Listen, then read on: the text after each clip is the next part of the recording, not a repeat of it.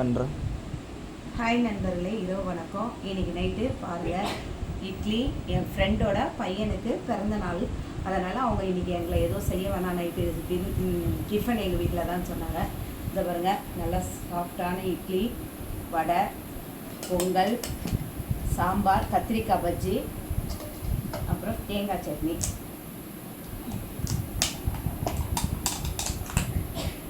இது ஒன்று தேங்காய் சட்னி வச்சுக்கலாம். 2 இட்லி வச்சுக்கலாம். கையில் தாங்க எடுக்கிறேன், அப்படியே எடுத்து வச்சுக்கலாம். கொஞ்சம் பொங்கல், அப்புறம் ஒரு வடை,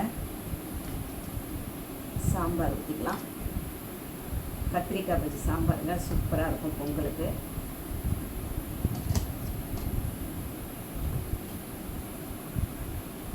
அப்புறம் சட்னி இட்லி ஊற்றிக்கலாம், சூப்பராக இருக்கும்.